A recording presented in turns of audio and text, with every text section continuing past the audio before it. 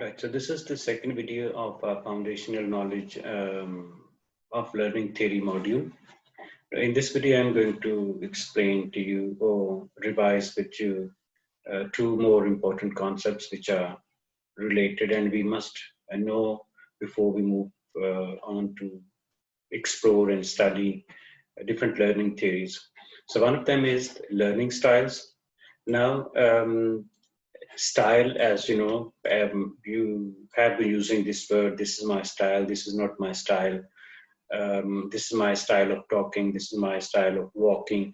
So that is something that you use or do. So you, what they call your way of learning, your approach to learning. So according to educational psychologists, there are different approaches or ways that learners, whether they are in school, whether out of school, they use to learn, and they call them as learning styles. So there are, according to them, three different um, learning styles. One of them is visual learners. Now, visual learners are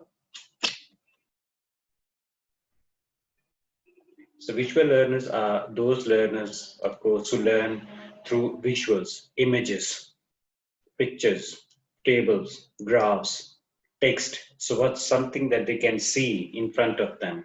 So they learn faster, and their learning is better. They can learn more. They can capture more. They can process more information if they receive that information through visuals, images, tables, charts, and that's what you see in your textbooks. Look at your math, science, English textbooks. There are lots of images. Whether they are talking, for example, from very early stages, kindergarten till you reach your university. So you will see all the textbooks, the books where they are teaching students new concepts, new knowledge. So there will be images. For example, kindergarten, you might see apple, an image of an apple, association of apple, um, the word, and a certain kind of fruit. The same way when you go into classes, primary, water cycle, then different human systems, digestive systems, reproductive system, all these are, so you may read, as you can see this text is here, but by looking at images, you are able to process that information, and this text is going to make sense to those individuals or those learners, so visual learners. And that's why we have information presented in the form of tables and texts and graphs and charts. And in classrooms, teachers use what we call images, handouts, charts to present information in visuals to learners. The second set of learners is auditory learners. Auditory mean people who can hear, and they learn when they hear something. Their ability to process more information and faster is when they listen to that information. So they learn through listening. So it could be, so when they're listening to someone who is explaining the content to them, they may be engaged in discussions. They might be talking things to themselves, talking things with others. So when they are talking, they're listening to themselves. So when they're discussing, they're listening to others, and they're listening to themselves or to himself or herself. The same is with the lectures. So these are some of the, and that is why you must have seen teachers teaching, talking. So the text is presented to learners in the visuals, in the form of visuals, but at the same time, it is also presented to them in the form of auditory medium as well.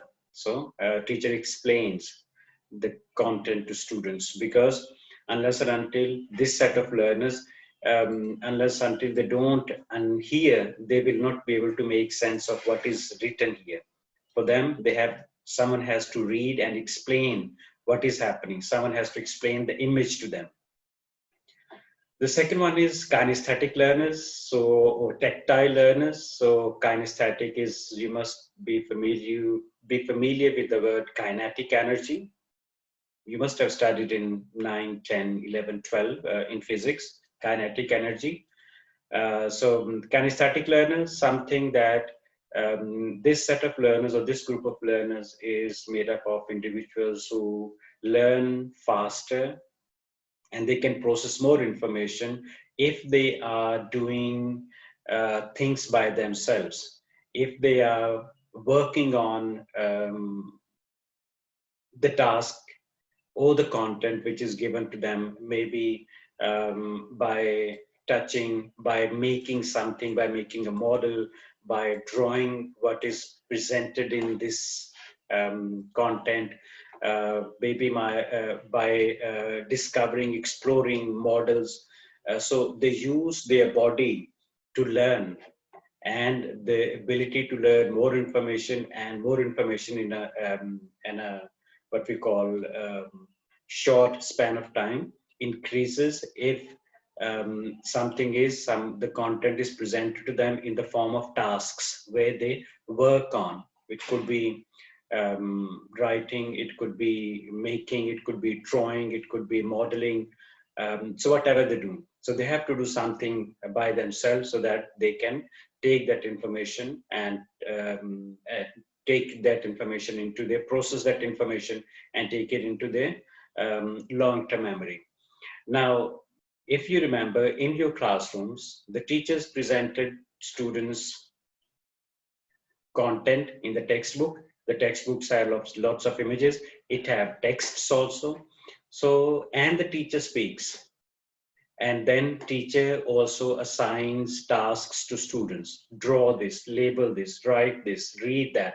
So all these activities are happening in one class.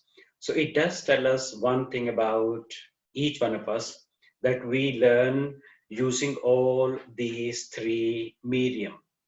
We are actually, an average learner uses or learns through all these three types of, we fall in these three types of categories. I cannot call myself, you may not be able to call yourself as someone who only falls in the auditory learners group. You may fall in the visual learners group, you may fall in the kinesthetic learners group, right? So that is why in schools, in classrooms, whatever is happening in classroom is actually presented to learners using all these three forms. Because some of the students are going to learn more when they see images. They may be learning when they are listening, auditory learners, and when they are doing something with their own hands. But the ability to process more information and to take it to the long-term memory increases when information is presented to them in the form of visuals, images. The same is with the auditory learners. They may see the content presented in the form of images, but they have to hear, right? Because it will increase their ability and the pace of processing information and take that information to long-term memory. The same with the kinesthetic. So the teacher, a good lesson plan, or a teacher, when teaches, has all those three activities in his or her teaching in classroom. That's what you have seen when you were in school, and that's what you saw, what your teachers were doing in classrooms, and this is what you see at these days as well, and this is what you will see in this course as well, where I will be asking you to do something here. There will be lots of input from, for example, this lesson is an auditory learner. You are seeing this image, you are seeing the text, right? So that is visual. Right. The other concept, and that's why these days visuals does not mean picture, it means video also, because these days, because of the advent and the development and the evolution of technology, the still images have been revolutionized to evolve into what we call moving images. And so now we have videos, we have auditory learners, we have podcasts, and lots of audio lessons are there, recorded lessons are there like this. So you can hear. So kinesthetic learners. The other concept that we must revise and we must be familiar with is multiple intelligence. Now, so as you can see, there are different types of intelligence. So let's begin with. So multiple intelligence concept was actually introduced or given by Howard Gardner. And he is a professor of education and psychology at, I think, Harvard University. Um, and he suggested this idea um, to educationists. And according to him, it was thought that there is only one type of intelligence, which is education. So as long as you can learn some content, you are intelligent. You can produce that content, recall and produce that, you are intelligent. You can make something, you can, so intelligence was related with education achievement. So then he suggested that that is not true. Intelligence is not only, we cannot gauge someone's intelligence by looking at his or her educational achievement to grades or the transcript, but by what a person does with what he or she is studying or taught. And that is where he suggested about 7 types of intelligence. Then this list grew into 9 or 10 types of intelligence. So we will see some of them. Now, the first is visual or spatial intelligence. So according to this category of intelligence, this is a group of people who can visualize space, right? They can, for example, people who construct buildings, architectures. So they can imagine a certain structure created in a certain plot or a land. So they actually work with maps and charts and pictures and videos. And so that's where they have visual intelligence, spatial intelligence, spatial means space, right? Um, so you can see that these are the people who create, who make, for example, people who create puzzles, people who create buildings, construct buildings. So that is there. And then people, this people who draw images, painters, art, then people who draw sketches. So those are, and these are some of the possible career interests in this group. They could be navigators, people who work in the sea, sculptors, visual artists, inventors, architects, interior designers. They are visualizing, mechanics and engineers. Now, many of these professions might overlap with other intelligence. So it means that, for example, engineers, they might be intelligence with numbers as well. So numbers, they're using numbers to, with this intelligence also, they are using another, they're bringing another intelligence and mixing it and creating something. The other, the second intelligence is verbal or linguistic intelligence. It is, as you see, verbal or linguistic, they play with the words. So they, for example, the people who, for example, you have been reading stories, but are you able to write or create a story?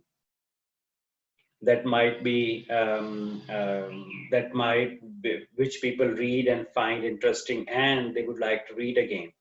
They might suggest to others as well to read this story or this book. So, for example, Harry Potter.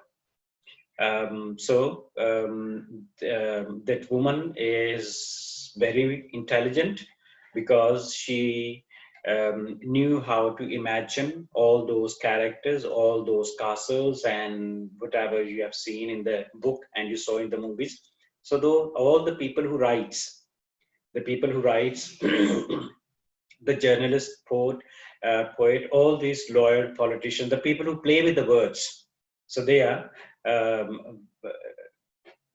verbal intelligence or linguistic intelligence because they use language in such a way that that is enthralling, that is captivating, and making others to read what they have written. And then the third one is mathematical intelligence. Of course, this is looking at the numbers, making sense of numbers, logically thinking at what is happening and making sense of that. So it's more of a scientific, though scientific mean looking in a certain specific way, but if you can think of numbers and you can make sense of the numbers and solve questions involving numbers. So you have the mathematical intelligence, so the logical thinking, intelligence. So as I said, some of the professions might be overlapping. So you see scientists, engineers, computer programmers, researchers, accountants, mathematicians. So these are all, this is a group of people who are mathematically intelligent people, right? Um, Earlier, it was only thought that these people are the most intelligent people, people who are scientists, who are engineers, who are mathematicians, because they play with big numbers, so they can only, these are the intelligent people. But now, as we saw, the people who can write books, write poetry, they are intelligent. People who can artists, visual artists, sculptors, navigators, architectures, designers, these are all what we call, they're all intelligent people. Now, kinesthetic intelligence, as you see, bodily, kinesthetic is your body. So the people who can do wonders with their body. So they express themselves through the bodies. As you can see here, we have sports. So sports people who have established records in whether it's athlete, whether it is swimming, whether it is tennis, whether it is football or whatever sports. So we don't have, for example, just look at the most famous players in the European League. So whether they're Europeans, whether they're South Americans, whether they're Asians, so you will see very that some. So there are about 7 billion people, and only 5, 6, 7, 8, 9, 10 maximum could be at any time famous for in a certain game. So that is because they have this intelligence. They have kinesthetic intelligence. They have used their intelligence and they have found out a way to make use of that intelligence through a certain sport, right? So athletes, physical education teachers, dancers, because they know how to move their body, actors, firefighters, artisans, these are all kinesthetic intelligence. The artisans could also fall in spatial intelligence, because they are also able to create some pieces according to a space where a piece is supposed to be placed in. So that is kinesthetic intelligence. So so that is. Then another intelligence is, of course, musical or rhythmic intelligence. People who create music, it's also an intelligence. I can't, for example, I'm not sure how many who might be listening to this video are intelligent enough to read and create music. I'm not, so I will not call myself as a rhythmic intelligence person. I enjoy listening to music, but I cannot create music. I tried to learn a music instrument, but I couldn't, because I don't have a musical ear, so I couldn't make sense of the different beats and different what we call do, re, mi, fa, sol, la, si, do, all those tunes. But some people, they are quite good at. They just have to listen to a song, or to maybe they will be listening to a certain rhythm, and they can create music. They can create something. So that is also one of the intelligence of the people who have created music. People who are good at playing music instruments, right? Singing, whistling, playing musical instruments, tonal patterns, composing music, remembering melodies, understanding structure and rhythm of music. These are all skills which are involved here. And this is musicians, disc jockey, the DJs, singers and composers. They're all intelligent people. The next one is interpersonal intelligence, which is relating with others. So some people are very good at mixing with others, irrespective of whether it is their first meeting or whether it's second meeting. Even if it is their first meeting, in few minutes, they will be talking to the other person in such a way that it would seem as they knew each other for a long period of time. So that is what we call interpersonal intelligence, connecting with others, finding something and start talking about it. And this conversation will create a link between those who are talking. and that is what we call interpersonal intelligence. Not all are good at it, but many people have this intelligence where they can found a common conversation point, and they use that to relate to others and to understand others, and that is how they and the possible careers, as you can see, counselor, salespeople, that's how they sell things. They have to present politicians, business person. So these are the possible skills. So these are, so because these people, they are not only aware of what they are saying, their feelings and moods, but also the other person has. So if the person is, so they will connect with the other person. Then the intrapersonal intelligence is something that you can, so intrapersonal is within yourself, whether, so you can connect with yourself and you are aware of inner state of being, as it says here. So intrapersonal intelligence is person is aware of what is happening within himself or within herself. So they understand their feelings, their dreams, they understand if they are behaving with the other person in such a way, in a certain way, why they are doing. They are familiar or aware of their strengths and weaknesses. So if a person is aware of it, then of course the person has intrapersonal intelligence. Person is reflective.